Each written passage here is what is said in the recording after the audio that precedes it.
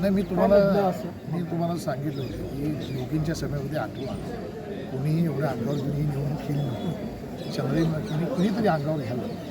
मी जिल्ह्यातल्या काँग्रेसच्या नेत्यांना अंगावर घेऊन नेली. त्याचीच मला सवय आहे, ही काय पहिली सवय नाही. मला वाटते तुम्ही माझं आंदोलनातल्या टोलचं असेल, मल्टीस्टेटच्या विरुद्ध असेल, गांधीवाडी विरुद्ध असेल, माझी आंदोलनं लोकांसाठी असतात, ते आक्रमक असतात. या ठिकाणी काँग्रेसनं या अनेक मतदारसंघामध्ये दहशतवाद पसरवलं होता. मी म्हणेल तेच पूर्वशी, मी म्हणेल तेच सगळं माझा हिशोब माझ्या मतदारसंघामध्ये आल्यानंतर अनेक गोष्टी माझ्याविरुद्ध बोलल्या गेल्या. या सगळ्या गोष्टी मला वाटते मी शेवटी लोक बघत असतात. तसा माझा मतदारसंघ त्यांचा पूर्वीचा मतदारसंघ होता, तरीचा मतदारसंघ त्यांचे गगनबावडी प्रभावशाली हे माझा मतदारसंघ तसं प्रभावशाली क्षेत्र त्यांचा कॉर्पोरेशन जिल्ह्याच्या नेत्यांचं प्रभावशाली क्षेत्र आहे. त्यांना जिल्हा मध्यवर्ती बँक असेल, जिल्हा दूध उत्पादक संघ असेल, विविध संस्था असतील, छत्रपती शाहू महाराजांच्या या कार्यक्षेत्रामधलं असताना सगळ्यात त्यांचं जे कार्यक्षेत्र आहे ते त्यांच्या प्रभावाखाली आहे. हे सगळे प्रभावशाली व्यक्तिमत्व प्रभाव याच्या या नेत्याच्या प्रभावाखाली हे येत आहे. तरीसुद्धा त्या ठिकाणी मी तुम्हाला एवढं सांगतो की शेवटी लोक या सत्य हे सत्य असते. फक्त गेल्या वर्षी मला अनेक लोकांनी तिसरी टर्म होती, कुठंतरी मला पुढं संधी मिळेल आणि मग या ठिकाणी ही संधी त्याला नको. रस्त्यावर उतरणाऱ्या माणसाला एखादी संधी मिळाली तर आपल्यापेक्षा कोणतरी मोठा होईल. सगळ्यांनी मला वाटते प्लॅनिंग करून माझा त्यावेळी पत्ता कट केला, कार्यक्रम केला. अशाच प्रकारचा कार्यक्रम यंदाही करायचा त्यांनी प्रयत्न केला. परंतु सत्य असते. नीतिमत्तेने मी लोकांच्या बरोबर सेवा करण्याचं काम केलं. त्यामुळे परमेश्वरानं आणि या सगळ्या नेत्यांच्या मुलींना आशीर्वाद जी सांगण्याने सांगितलं आणि मला आशीर्वाद यंदा करवीरला लाल दिवा मिळेल का? जी गोष्ट जरा एक मुख्यमंत्री एकनाथजी शिंदे साहेब जो निर्णय घेतील तो आम्हाला सगळ्यांना माहिती. प्रत्येकाची इच्छा असते.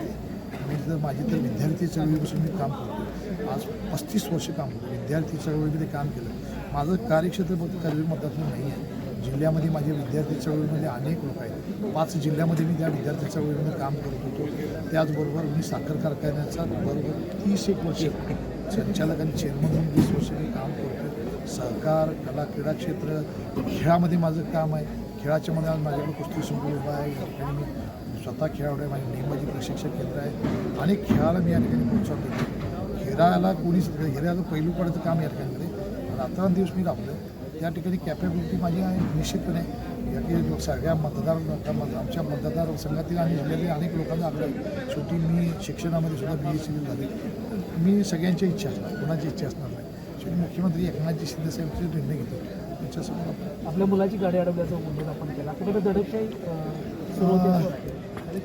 भोगाटी परिसरामध्ये 3 जिल्हा परिषदेमध्ये तो काम करतो आणि मतदानाच्या आदल्या एक दिवशी का दुसऱ्या दिवशी रात्री त्याची गाडी अडवण्याचा दिवशी लोक आले होते.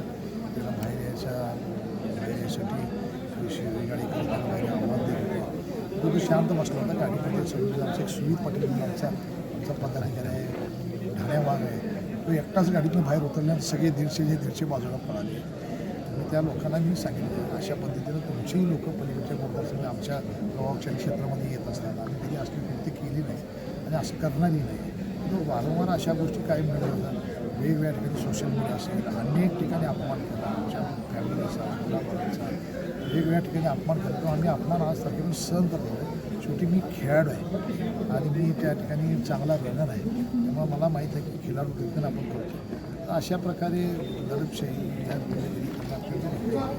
त्यांना हे माहीत नाही मी त्यांच्याहीपेक्षा आक्रमक आहे. या सगळ्या लोकांना आक्रमक शिकवायला मीच या लोकांनी होती. त्यांनी अशा पद्धतीने कृत्य करू नये. त्यावरती तिसऱ्यांदा विश्वास दाखवला. 2019 ते 24मध्ये लोकांना कळून चुकलं की विकास कामं कशा पद्धतीने केली जातात. विकास कामामध्ये पिछेहाट झाली होती. लोकांशी अनेक लोकांचा प्रतिनिधीचा संपर्क नव्हता. शेवटी मी पराभूत झालो. त्या 5व्या दिवशीपासून परत माझा संपर्क चालू ठेवला. मी आमदार असू देत, आमदार नसू देत, लोकांची कामं असतील, लोकांचे साठी 24 तास उपलब्ध झालो. विकास कामं या ठिकाणी घेऊन आली. मुख्यमंत्री एकनाथजी शिंदे साहेबांनी मला अनेक ठिकाणी मदत केली. माहितीचे सगळे नेते मुख्यमंत्री एकनाथ शिंदे साहेब असतील, देवेंद्र फडणवीस साहेब असतील, अजितदादा असतील, या सगळ्यांचं सहकार्य या आरती आठवले गट असेल, आरती विविध कवाडी गट असेल, या ठिकाणी स्वाभिमानी शेतकरी संघटना असेल, त्याचबरोबर मनसे असेल, या सगळ्यांचं मला या ठिकाणी सगळ्यांना विशेष करून रवी विधानसभा मतदारसंघातील जनतेचं या ठिकाणी मला खरं तर मदत झाली.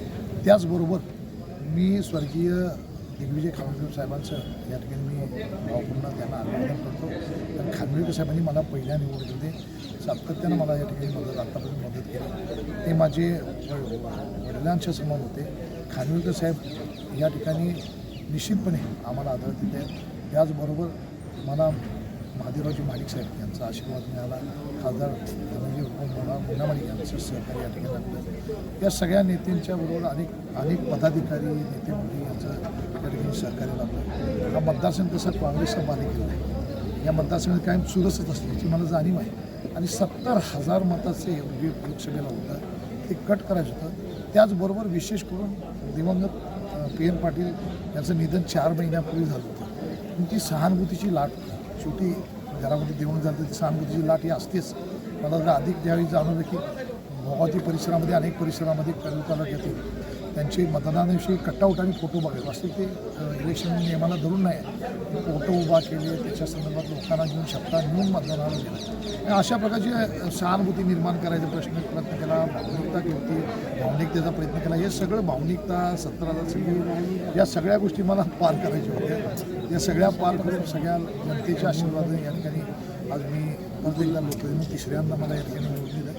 निश्चितपणे मी जनतेचं म्हणून आभार आहे. शिवसेना, भाजप, राष्ट्रवादी अजितदादा गट, आठवले गट, विरोधी कवाडी गट, स्वाभिमानी शेतकरी संघटना म्हणजे ज्या ज्या पदाधिकाऱ्यांनी मदत केली त्या पदाधिकाऱ्यांचं कार्यकर्त्यांचं त्याचबरोबर मतदार बंधू भगिनींचं मी मनपूर्वक आभार मानतो. आ आ येस ब ब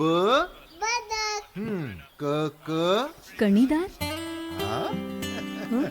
ख ख खमंग ग ग